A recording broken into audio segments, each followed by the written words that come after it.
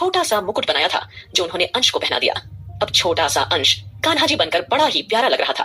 अब आगे अंश को देखते ही न जाने अरमान को क्या हुआ कि उसका मन हुआ कि वह आगे बढ़कर अंश को अपनी गोद में ले ले और उसके गोल मटोल गाल पर एक प्यारा सा किस कर दे। लेकिन उसने जैसे तैसे अपने इमोशंस कंट्रोल किया और अंश को एक तक देखता रहा। बाकी सभी कपल्स, खासकर लड़कियां, तो अंश को देखते ही उस पर फिदा हो गई थी। हर कोई उसके छोटे छोटे हाथ चूम रहा था तो कोई उसके गालों पर प्यार कर रहा था। सभी उसे कान्हा जी के रूप में देख देख कर प्यार दुलार कर रहे थे। यह देखकर नानी माँ और दादाजी भी मुस्कुरा रहे थे।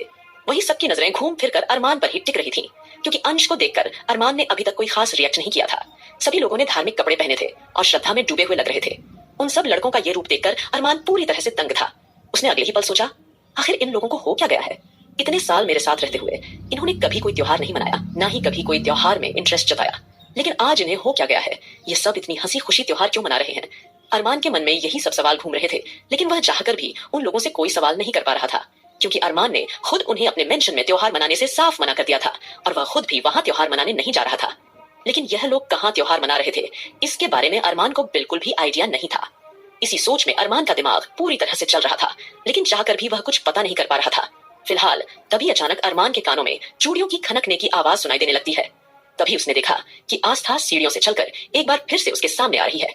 आस्था को देखकर अरमान के दिल की धड़कन मानो जैसे उसके कानों में गूंज रही थी।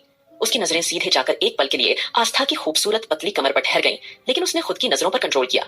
उसने आस्था को घूरते हुए सोचा, आखिरकार यह लड़की क्या करने की कोशिश कर रही है? जबकि इसका पति यहाँ मौजूद नहीं है तो यह ऐसे सज धज क्यों तैयार हुई है? कहीं ये मुझे ही अपनी ओर आकर्षित तो नहीं करना चाहती? नहीं, ऐसा नहीं हो सकता। मेरा नाम अरमान सिंघानिया है और अरमान सिंघानिया इस तरह किसी ऐरी गैरी लड़की के चक्कर में कभी नहीं पड़ सकता। वहीं आस्था ने अरमान को पूरी तरह से इग्नोर कर दिया। वह जानती थी कि अरमान की गहरी नजरें उसी पर टिकी हुई हैं। उसने सीधे अपने बेटे के पास जाकर उसे गोद में उठा लिया और उसके माथे पर चूमते हुए बोली, हमारा बच्चा आज कितना प्यारा लग रहा है। काश उसके पिता भी यहाँ होते और उसे कान्हा जी के रूप में देखते तो कितने खुश होते। आस्था ने जैसे ही बातों में जानबूझकर अपने पति को याद किया तो आस्था के मुंह से उसके पति का जिक्र सुनकर अरमान को बिल्कुल भी अच्छा नहीं लगा। उसे अजीब सा एहसास होने लगा। आस्था की इस बात पर सभी लोग ने मौके का फायदा उठाया। उनमें से आहान की आवाज सबसे ऊंची थी। आहान एकदम बोला, भाभी मुझे तो लगता है कि इसका पिता पूरी तरह से यूजलेस है, जो इतने प्यारा बच्चा और खूबसूरत सी बीवी को छोड़कर चला गया। अब जैसे ही अरमान ने ये सुना तो पता नहीं क्यों, लेकिन उसे काफी अजीब सा गुस्सा महसूस होने लगता है। वहीं अब ध्रुव थोड़ा शरारती अंदाज में बोलता है, अब चाहे कुछ भी हो, अब उनका पति आए या भाग जाए, हमें इससे कोई लेना देना नहीं होना चाहिए। वैसे भी हमारे पास आस्था भाभी है और साथ ही साथ इतना खूबसूरत बच्चा भी है। अगर इसके बाप को अकल नहीं है तो इसमें हम क्या कर सकते हैं? अब जैसे सब शरारत करते हुए अरमान पर तंज कसने लगे तो नानी माँ उन सबको शांत कराने लगी और उन्हें टोकते हुए बोली, अच्छा बस बस, अब टाइम बिल्कुल खराब मत करो। ऑलरेडी शाम हो चुकी है, हमें फटाफट से शाम की पूजा की तैयारी करनी चाहिए और साथ ही साथ अपना जागरण का कार्यक्रम भी शुरू करना है। इसीलिए मैंने कुछ लोगों को भी बुलाया है जो भजन कीर्तन करेंगे। नानी माँ की बात सुनकर सभी लोग ने अगले ही पल सहमति जताई। वहीं रौनक और रश्मि ने प्यार से अपने पेट पर हाथ फेरा। यह धार्मिक माहौल उनके बच्चों के लिए बेहद जरूरी था और उन्हें भी काफी अच्छा लग रहा था।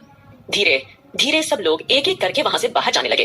अरमान अपनी ब्लैक कॉफी पीते हुए यही सोच रहा था, आखिर ये सब लोग कहाँ जा रहे हैं और किसी ने एक बार भी मुझे ना तो बुलाया और ना किसी ने मुझे फंक्शन में शामिल होने के लिए कहा है।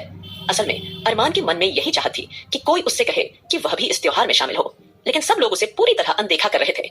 यही बात उसे अंदर ही अंदर खचोट रही थी। अब सबके जाने के बाद केवल दादाजी, अरमान और आस्था ही वहां रह गए थे। अंश तो पहले ही आहान की गोद में सवार होकर मेंशन पहुंच चुका था और वो महफिल की शान बन चुका था। दादाजी जानते थे कि अरमान को फंक्शन में बुलाने के लिए उन्हें क्या करना है। वे अरमान के टेबल के पास खड़े होकर थोड़ा तेज आवाज में आस्था को देख के पूछते हैं, अरे आस्था बेटी, तुम अपने पति के लिए भी कपड़े वगैरह लेकर आई हो ना, आज रात त्योहार में पहनने के लिए? आस्था ने एक नजर अरमान को देखा और फिर मायूस सा चेहरा बनाकर बोली, जी दादाजी, मैं अपने पति के लिए भी कपड़े लाई थी, लेकिन देखिए ना, मेरी बदनसीबी है कि आज हमारे बेटे की पहली जन्माष्टमी है और मेरा पति ही मेरे बेटे के साथ नहीं है। सच बताऊं तो दादाजी, मुझे आज उनकी कमी बहुत महसूस हो रही है। काश मेरे पति भी मेरे साथ होते तो हम सब मिलकर फंक्शन मनाते, कितना अच्छा लगता। हम सब साथ मिलकर कान्हा जी की पूजा करते। आस्था का जवाब सुनकर दादाजी ने तिरछी नजरों से अरमान की ओर चालाकी से देखा और उसे घूरते हुए एकदम से भड़क उठे, बदमाश, ये सब तेरी वजह से हुआ है, क्योंकि तेरी वजह से इसका पति इससे दूर हुआ है और अभी तक तू इस बच्ची का पति ढूंढ भी नहीं पाया है। तो इसीलिए अब तू एक काम कर, जब तक इसका पति मिल नहीं जाता तब तक उसकी सारी जिम्मेदारियां तुझे ही निभानी होगी। इसलिए अब फटाफट से आस्था बेटी जो कपड़े लेकर आई है वह कपड़े पहनकर हमारे साथ सामने वाले मेंशन चल, क्योंकि पूरा परिवार वही जन्माष्टमी का त्योहार मना रहा है। यहाँ तो तूने जन्माष्टमी का त्योहार मनाने से साफ मना कर दिया था, तो हम क्या करते? हमें तो त्योहार मनाना ही है। इतने दिनों बाद घर में थोड़ी बहुत खुशी आई है, क्या तू उसमें शामिल नहीं हो सकता? हाँ, कम से कम उस छोटे बच्चे के साथ तो पूजा कर सकता है ना, चाहे मन से मत करना। अब जैसे ही दादाजी ने सीधे सीधे अरमान को ये ऑर्डर दिया तो ये सुनकर अरमान के चेहरे के एक्सप्रेशन और भी ज्यादा बिगड़ गए थे। उसने गुस्से से अपनी मुट्ठियां भींची, फिर वो झुंझलाकर बोला, ये आप क्या कह रहे दादाजी? मैं इस लड़की के पति की जगह ऐसे कैसे ले सकता हूँ? और मैं क्यों उस बच्चे के साथ पूजा करने जाऊं? दादाजी, आप कुछ ज्यादा ही ओवर रिएक्ट कर रहे। क्यों आप मुझे इस लड़की के चक्कर में फंसा रहे हैं?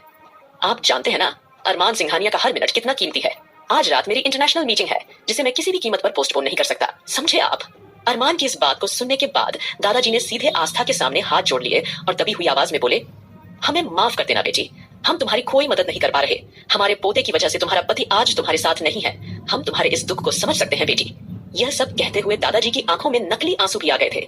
वहीं आहान और ध्रुव, जिन्हें नानी माँ ने मिठाइयां लाने के लिए वापस सिंघानिया मेंशन भेजा था, वो ये सारा ड्रामा दरवाजे पर खड़े होकर आश्चर्य से देख रहे थे। जैसे जैसे वह सारा ड्रामा देखने लगे वैसे वैसे उन्हें दादाजी की एक्टिंग स्किल्स देखकर सारा मामला समझ आने लगा। आहान ने खुश होकर हमेशा की तरह ध्रुव के कानों में फुसफुसाना शुरू कर दिया, देखा तूने, हमारे दादाजी कितने कमाल के एक्टर हैं। अरे मैं तो कहता हूँ अगर दादाजी इस वक्त बॉलीवुड या हॉलीवुड में ट्राई करें तो पक्का ऑस्कर जीत जाएंगे। अरे एक्टिंग के मामले में तो दादाजी हमारे बच्चन साहब को भी पीछे छोड़ देंगे। देखा तुमने ध्रुव? यह बोलने के बाद आहान दादाजी को देखकर हंसने लगा। आहान की बात सुनते ही ध्रुव एक पल के लिए चिढ़ गया। वो मुंह बनाते हुए उसकी तरफ देखकर बोला, तू बार बार मुझे क्यों तंग करता रहता है? अरे इरिटेट करने की भी एक हद होती है यार। मैं भी तेरे साथ साफ साफ देख रहा हूँ कि दादाजी कितनी अच्छी एक्टिंग कर रहे हैं। अच्छा सुन, मैं सोच रहा हूँ क्यों ना हम दोनों मिलकर उनकी एक्टिंग में चार चांद लगा दें। इतना कहने के बाद ध्रुव आहान के कानों में कुछ खुसुर फुसुर करने लगा, जिसे सुनकर आहान ने हामी भरी। फिर दोनों एक दूसरे को हाई फाइव देते हुए आगे बढ़े।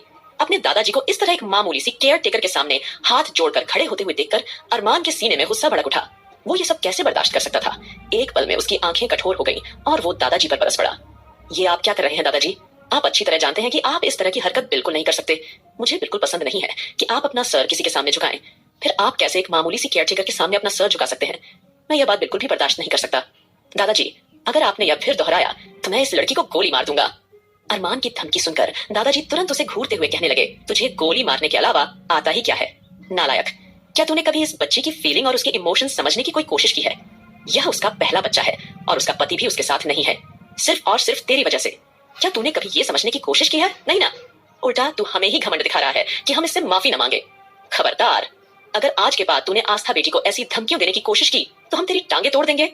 भले ही तू दुनिया के सामने अरमान सिंघानिया हो, डेविल किंग हो या कोई बड़ा बिजनेसमैन हो, पर हमारे सामने तो तू हमारा पोता ही रहेगा, समझा तू?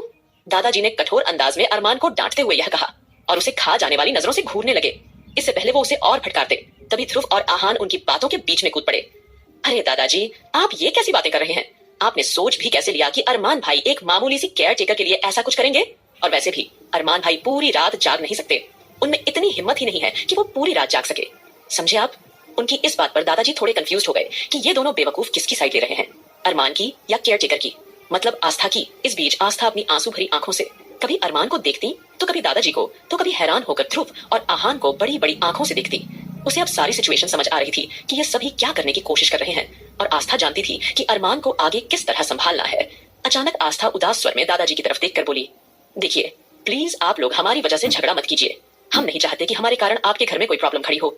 रही बात त्योहार मनाने की, तो आज रात की ही बात है। आधी रात के बाद तो हम अपना उपवास भी तोड़ देंगे। हमें लगता है कि हमें जाकर अपना काम संभालना चाहिए। वैसे भी हमने मिस्टर सिंघानिया को कभी त्योहार मनाते हुए नहीं देखा। उन्हें यह भी पता नहीं कि पूजा कैसे होती है।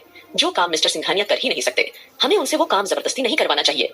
इसलिए आप लोग सामने वाले मेंशन में चलिए, हम जागरण में अभी आ रहे हैं। आस्था की इस बात पर अरमान का घमंड आसमान छूने लगा। वह तुरंत दादाजी के हाथों से आस्था के लाए हुए कपड़े लेकर बोला, तुम खुद को समझती क्या हो? तुम्हें लगता है कि अरमान सिंघानिया पूजा वगैरह नहीं कर सकता? अरमान सिंघानिया रात भर नहीं जाग सकता? अरे ऐसा कोई काम नहीं है जो अरमान सिंघानिया न कर सके, समझे तुम सब? ये कहने के बाद अरमान वो कपड़े लेकर अपने कमरे में गुस्से से दंदनाते हुए चेंज करने के लिए चला गया। अरमान के जाने के बाद सभी लोग एक दूसरे की ओर देखकर मुस्कुराने लगे, क्योंकि वे अच्छी तरह जानते थे अरमान का घमंड, उसका एटीट्यूड ही उससे वह सारे काम करवा लेता है जो वो कभी नहीं करना चाहता है। दादाजी ने भी आस्था को गले से लगाकर शाबाशी दी, बेटा आज तो मजा आ गया, तूने नहले पर दहला दे दिया। तभी आहान एकदम से एक्साइटेड होकर दादाजी की तरफ देखकर बोला, अरे दादाजी, आपने तो आज एक्टिंग करने के मामले में बच्चन साहब को भी पीछे छोड़ दिया। आहान की बात सुनते ही दादाजी एक पल के लिए ठिठक गए और वो आहान को घूरकर उसका कान खींचते हुए डांटने लगे, तू बड़ा शैतान हो गया है, मुझे समझ में नहीं आता तेरे अंदर का बचपना कब जाएगा। तू खुद अब बाप बनने वाला है, सुधर जा, वरना मैं तेरे आने वाले बच्चों के सामने ऐसे ही तेरे कान खींचता रहूंगा।